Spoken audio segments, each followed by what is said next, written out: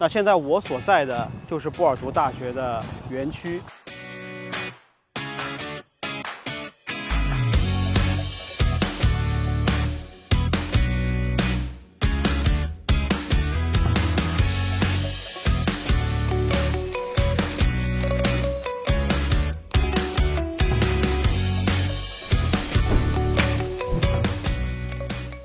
好，大家好。那现在呢，在我身后，大家看到是波尔图大学站。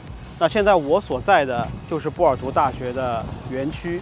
那待会儿呢，我们也会去拜访两家和葡萄牙创新非常有关系的机构，一家叫 UNESCO Tech， 它是葡萄牙最顶尖的科研机构之一。那另外一家呢叫 UP Tech， 它是波尔图大学的科学技术园区。那么这两家机构呢，和波尔图大学一起构成了葡萄牙北部最核心的科技创新生态。我们一起去看一看。I am João Claro. I am a professor at the University of Porto in the School of Engineering. I am also the chairman and the CEO of this institute of UNESCO Tech. The institute has a dual mission, and it is peculiar in the fact that it has this dual mission with equal importance in what we do. One side of our mission is scientific research, and the other side of our mission is technological innovation.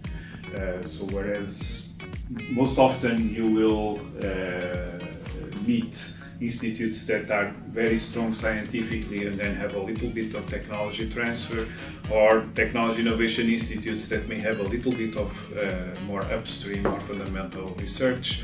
We have these two parts of the mission quite strong and balanced in the institute. So all the innovation that we do is science-based, and from the science point you can think of us like a scientific research institution with a very, very strong technology transfer branch. In terms of the topics that we address, there's quite a variety, as you will have a chance to explore during the afternoon, but there is a core focus on what we call digitally enabled systems. So the foundations of digital technologies and technological applications where the digital is key. Those are the main topics of our work, and what brings the variety of disciplines that you see here and application areas together. So about 1/3 of our activity is funded by European programs, and this then has a reflection on the work that we do with our spin-offs. So very briefly about that, technology transfer is very important for us. Knowledge transfer is very important. It's essential for what we do. And spin-offs are a part of the work that we do in knowledge transfer. So we seek social and economic impact in a variety of ways, doing advanced consulting, contract research, technology licensing, executive education. So these are all different ways of doing knowledge transfer, knowledge valorization, and spin-offs are another important way of doing this. And this is how spin-offs appear in our activity. If you look at our portfolio of spin-offs, and we launch 1 or 2 spin-offs every year, which is good for our size.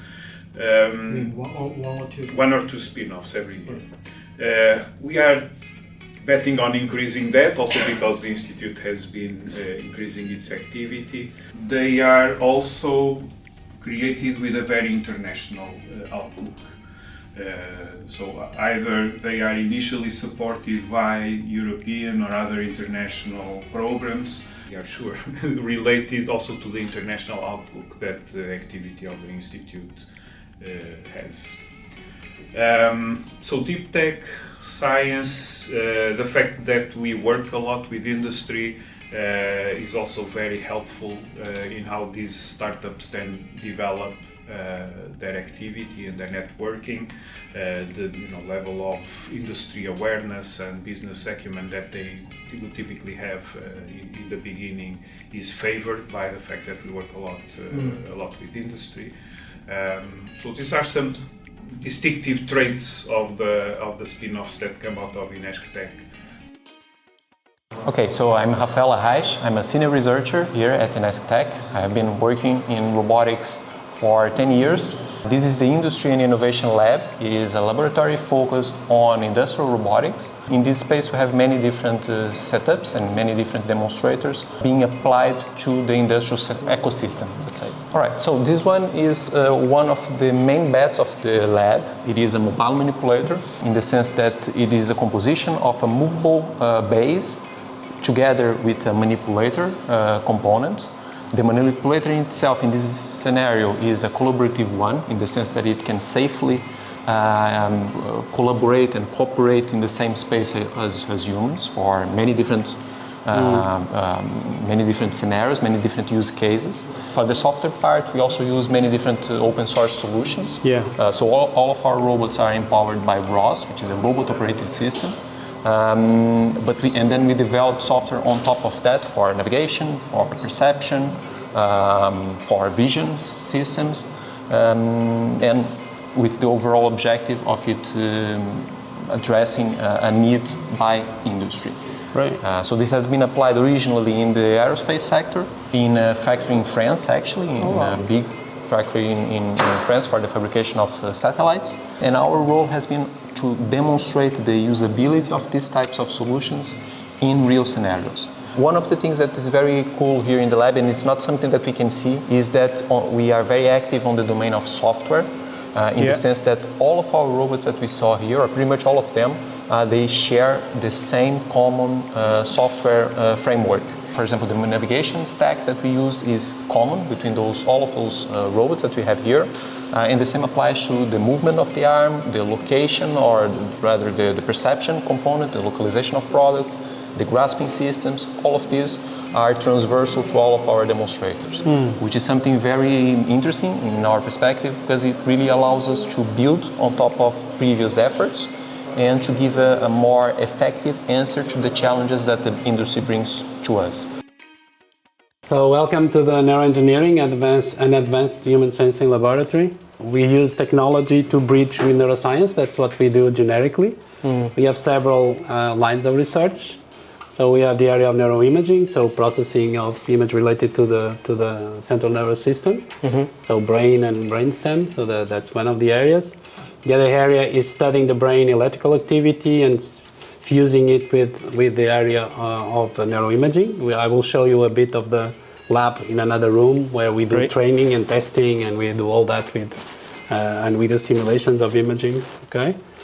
Then we also have a specific area where we are very interested in movement and neurological diseases.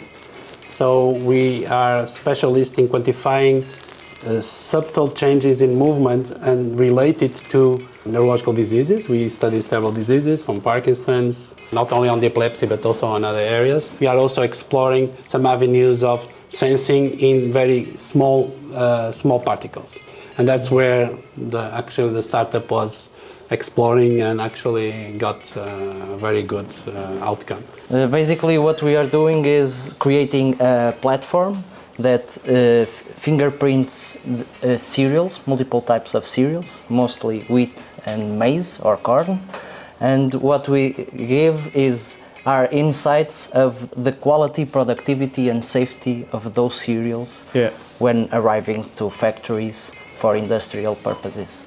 So basically, one of the metrics that we are working with is the prediction of the flour extraction rate. So the amount of flour that can be produced on a cereal before the milling process.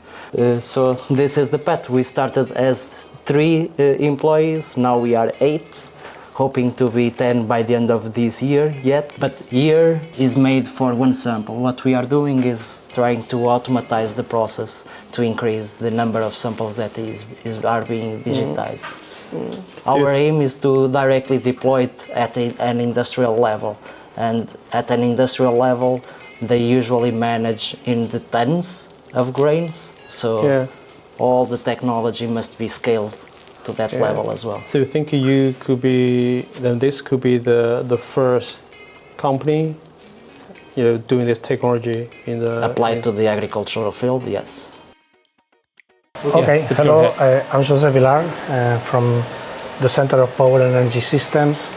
I manage the area of electricity markets. I will give some a very brief overview of a project we have with a Chinese company.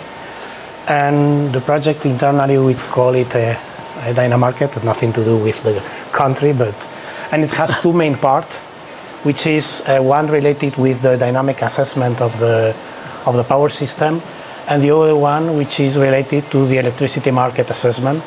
And both obviously are linked, and we will see very briefly how they link together. China Three Gorges, the project we have with them is divided in two main parts. There is one which relates with the system services, the dynamic assessment of the system, and one that relates with the electricity model of the system. So in the dynamic part, in both, we are doing both things, which is building a model and also providing some assessment for specific scenarios that we will build with them. And so there is the model development and calibration, the dynamic assessment of the Iberian Peninsula, because it's a system very much interconnected, so it cannot be analyzed independently. And the idea is to assess the ancillary services needs in the future when more renewable is entering in the system, more dispatchable units such as combined cycles are being decommissioned or are being used or underused because they are not needed at many hours of the system. So the idea is to assess what are the needs of this ancillary services system and the volumes of these needs that may be needed. So I'm Filipe Santos from Inestec. I'm in charge of tech for agro-food initiative that we aims to digitalize the agro-food sector. And I'm also the founder and manager of Tribe Lab, that is a laboratory focused on robotics and IoT for agriculture and forestry. So the Tribe Lab, or this laboratory, what we do here is robotics and IoT for agriculture and forestry. This was born in 2014, and what we have done here was to look for the Portuguese reality in terms of agriculture, forestry, and we identified what is needed for this kind of environment. And we identified that there is the need of robotics, IoT, that can help the small farmers and medium farmers to have technology to make this farm more smart and precision. And for doing that, we have established a roadmap for 10 years.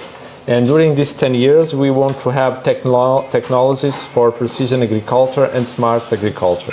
Okay, and what this means solutions that can take all the information on the field. And during this last 10 years, we were developing robotics for collecting information on the field, feed the decision support systems to get prescription maps that afterwards are used on machineries and robotics on agriculture fields. Okay, and for doing this, we need more machinery that are more smart, more precise, and more autonomous, okay? That can cope with three main realities that are relevant for Portugal and Europe and worldwide. That is, the robotics for steep slope mountains, okay? Robots that can go to the steep mountain and work there. And we have the port wine reality where we produce prime wine, okay? 大家好，那么现在呢，我们来到了 UPTech。那 UPTech 是波尔图大学的科学创业园区。那它从2017年创立以来，已经支持过超过800多家的创业公司。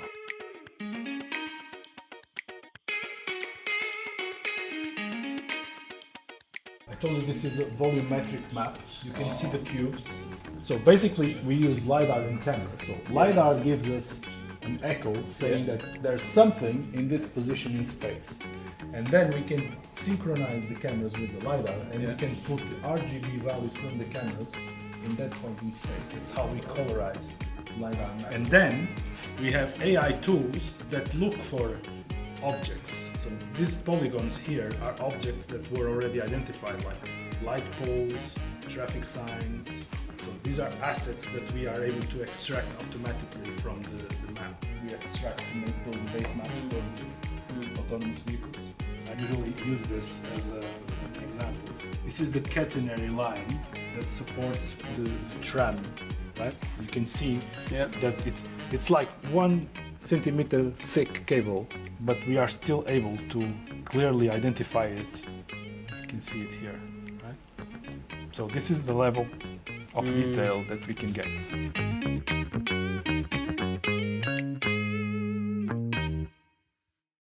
I am Pedro. I am executive member of the board of Portugal Ventures.